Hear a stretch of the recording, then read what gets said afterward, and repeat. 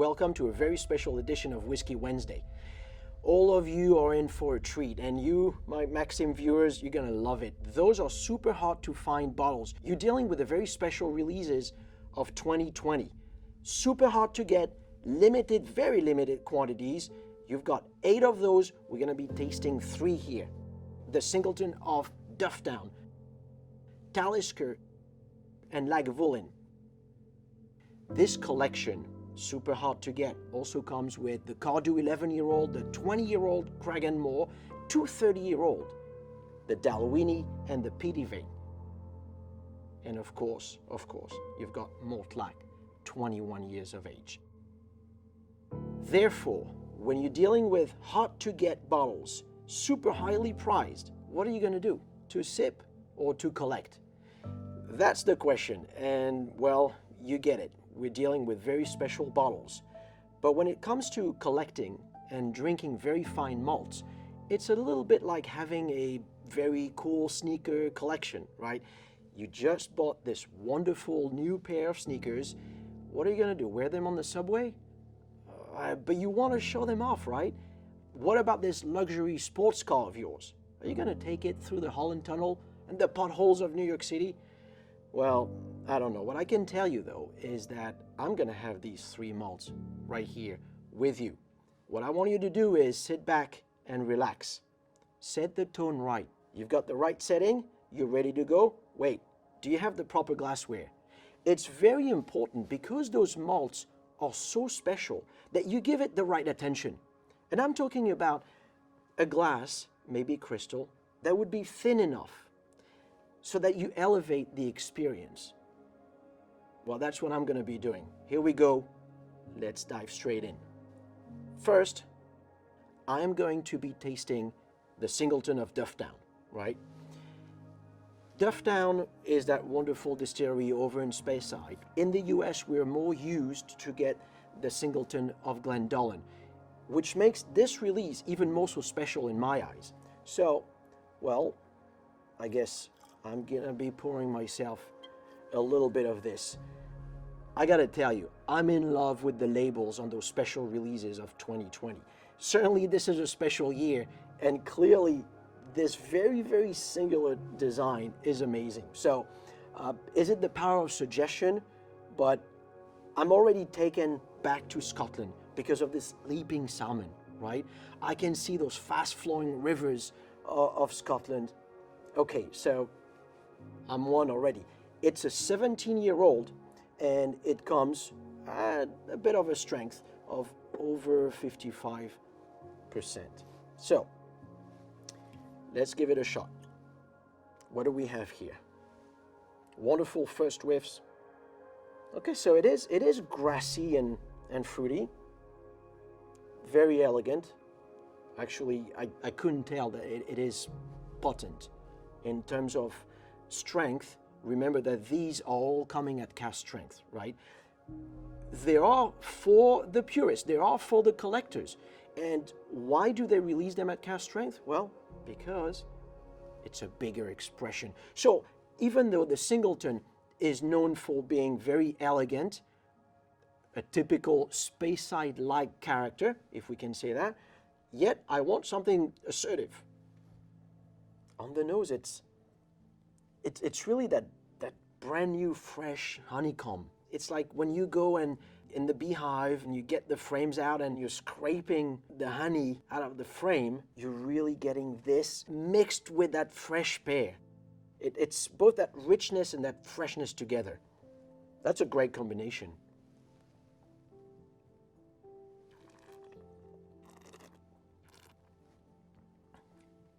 What you're looking for in a limited edition, in a special release, is both the distillery character that you've learned to love, right? That you learn so much about, but yet you want to find something quite different because it is a singular expression after all, right? It's not like the regular marks that you can find on the market. You can just walk in a liquor store, any liquor store, and get those bottles. No, you've got to look for them. This is probably also what you should be doing to start your collection, right? Here you go. You went to a friend's house or to a bar or restaurant and you tasted a couple of great single malts. You got hooked because, wow, it's amazing. You want to start collecting. How do you do this? Well, first of all, you've got to stay within your budget, right? I mean, you don't have to sell your grandfather's Breitling watch to start a collection. And you shouldn't, probably, right? Keep it in the family and maybe pass it on to the next generation. You don't have to spend too much money. This is also why I wanted to show you these three, because they are very special. They are hard to get because they're released in such a small amount of bottles, right? And yet, they're approachable. And when I'm talking about the Singleton of Dufftown, this is at a suggested retail price of $145, which makes it even more so appealing. I gotta take another whiff. And actually, you should all do this. Even before you start tasting, smell it, give it a swirl, smell it again, and then maybe change the nostril, right? If you want to start collecting, not only should you remain within budget, but you should also start collecting only what you really, really like. In other words, why would you collect bottles that you've never tasted, right? You need to be in love with the distillery already, right? You need this affection. You need this relationship. You want to be connected, emotionally speaking, to the bottle. Be excited about your whiskey is my point. And then you'll see this collection will grow not just on your shelves, but in your heart. Up next is Talisker 8-year-old, also at cask strength. Strikingly different from what we just tasted with the Singleton of Dufftown, right? I don't know if it's the holiday season, but I got Julie Andrews singing. Those are one of my favorite things, and Talisker is definitely one of my favorite things. So let's get into it. I can't wait. Personally, I am not afraid of the strength at all because I know that Talisker has always delivered, right? I'm biased, clearly. Let's see. Should I be careful? I don't know. I'll be prudent. But at 57.9%, I know I've got to give it my best. Let's take a look at this. So look, Talisker is known for a few things, but primarily it's peppery notes. Talisker is also known for being both rich, sweet, and bold, but also maritime. So I want to find all of this here. Ooh. Oh my, this is promising. So I'm getting that maritime influence, okay? So I'm in known territory. There's nothing offensive on the nose. This is amazingly appealing. Given the strength of the whiskey, I'm naturally drawn to the whiskey. All right, so you're in Scotland, you're by the beach. Hopefully you're on the Isle of Skye, where Talisker is made, and I got seaweed, right? That beautiful seaweed. It tells me of this briny maritime influence. Yet there's something else. It's muscular. It's quite big. All right, let's give it a taste.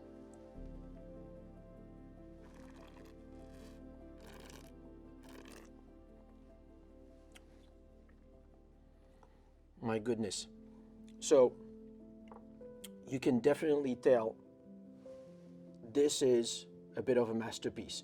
I'm not exaggerating. Why am I saying this? Very simply because at this strength, there's nothing bothering me. On the contrary, the complexity is in there. I'm always amazed to witness how Talisker always manages to be both sort of plain simple and gorgeously complex. Yet, I want to try it with a bit of water, right? Ooh, this one is going to keep me twirling on the mountaintop with the Von Trapp family singers. Let's see, I don't want to put too much water, right? Because only I know how strong it is here. And yet, this doesn't tell me it's awfully strong. On the contrary. So let's see. I added a few drops of water. Remember, there's no right or wrong when it comes to water, right? Some people prefer it without. others with a lot of it. And let me give you a trick. When it comes to adding water, of course, I always say, go drop by drop, like I did. What if you put too much? Too many drops of water, parenthesis here, you'd better be using the right water. It's got to be a mineral water, but with a very low mineral content, right? Okay, so you've got that water, you added a few drops, all of a sudden you made the mistake to add too many drops of water. Too much water is okay. Here's the trick. What you do is you just add more whiskey in the glass, right? Bring it back to where you feel it's balanced for you. Be like Goldilocks, right? It's your glass. It's your reward. And let's keep in mind that water and whiskey is as ubiquitous as love and marriage.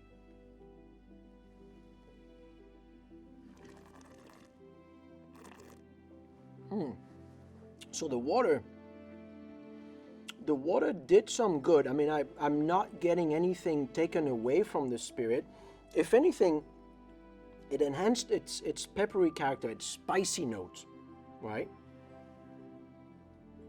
It's long, it's so long, really, really deep and rich. All right, so we've got this seaweed, we've got this iodine, it's peppery, it's everything I'm expecting from Talisker. It is rich. The addition of a few drops of water was good, I think, right? It makes it long, maybe also a little creamier, which, oh yeah, this is caramel. I'm getting quite a bit of caramel here. You know, those that you've got to chew on, that stay with you for a while. I know, seaweed and caramel, maybe it's an odd combination in your mind, but it works. It's right here, it's in the glass. And at $119 for suggested retail price, I think it's really worth it. I'm definitely gonna get more of that. And of course, I've kept the biggest for last. You know, I'm a big fan of Lagavulin. This is the yearly edition of the 12-year-old, right? So I'm sort of used to this one. There is a 12-year-old that comes out in very small quantities every year. And for us here in the US, it's towards the end of the year, right? So I know what to expect, so to speak, because there's always a variation, right? But definitely I know that this is gonna be unique and it's going to be big and bold. So let's take a look at this. This particular edition of Lagavulin 12-year-old, coming at 56.4% alcohol by volume, this Lagavulin 12-year-old should pack a punch. And that's what I want. Yeah, look at it. Very different from your regular Lagavulin 16-year-old. I want it to be very different from the 8-year-old that we're getting now as well. How is 2020 special release of Lagavulin 12-year-old going to be different from the others? In other words, should I be collecting these bottles in a greater amount this year? Let's see. All right, so first, okay, it speaks of Isla. You're arriving in this fishing harbor, right? So you're sniffing the air. It's assertive, but it's very pleasant, very fragrant. If you're familiar with Lagavulin, it normally comes darker. You're familiar with this Lagavulin 16 years of age, right? The traditional Lagavulin comes with a combination of American oak and ex-sherry butt in the maturation. In the case of Lagavulin 12-year-old, this very special edition is the result of a maturation in ex-bourbon barrels that have been used before, hence the lighter color, right? So remember, it's not because it's super dark or super light in color that it's going to be rich or light. Absolutely not. The taste is very different. As a matter of fact, I think it's pretty opulent. This is a big whiskey right off the bat, and at 12 years of age, it's a massive display of power and character. This is how I would describe this Lagavulin 12-year-old. Soaring, smoky, and intense. The King of Isla. Here you go. It's defined right there on the label. Now, I tend to agree with this. Of course, it's smoky, and I can almost smell that freshly charred wood, It is sweet and salty. It is nutty and fruity as in grape-like. I just want to have another sip. I'm going to have another sip and then I'll add water just to see if it does anything to it, right?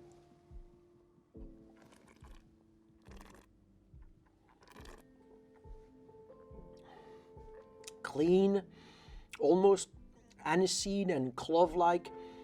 I'm definitely having this panettone. It's right there in front of me. I slice it open. Maybe I want to dip it in coffee or not. Maybe it's just right there for me. There's that symbiotic relationship with the whiskey. This is a pleaser. I'm not saying it's a crowd pleaser. This is definitely a collector's pleaser, right? Because it's a very good expression of Lagavulin. That's one. It's also a very satisfying special release. Collect this. All right, let's put this whiskey through the water test. 1, 2, 3, 4, 5, 6, 7, 8, 9, 10 is all I'm gonna put in there because I have what, about half an ounce left in this glass. So again, I'm getting the aniseed. And it's fresh, very citrus-like. And that grape, you know, that seedless berry that you bite into.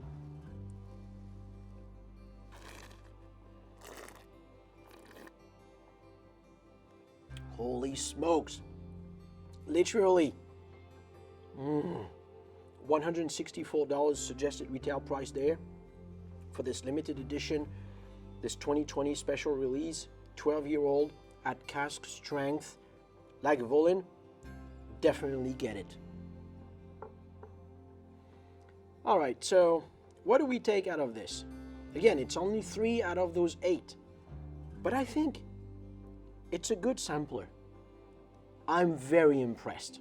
I'm very impressed with how they show in terms of both the singularity of each distillery, right? It definitely carries the distillery character, and also the uniqueness. Each of these bottles is very different from the standard marks, right?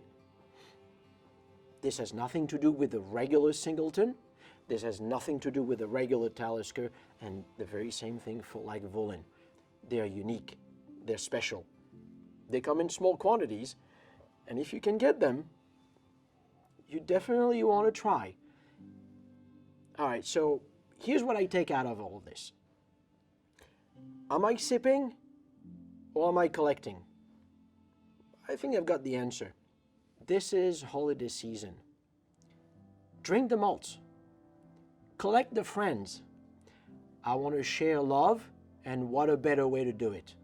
2020 special releases. It says to that person, you're special. I got something special for you. Here's a gift that you'll remember me by, and that maybe we can share. Thanks again for joining me for this tasting.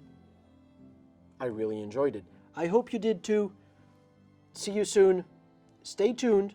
Remember to go to spiritsnetwork.com and learn more about what we can offer, including this Bottle of the Month membership. That's right. I'll pick a bottle that's right for you. See you soon. Cheers.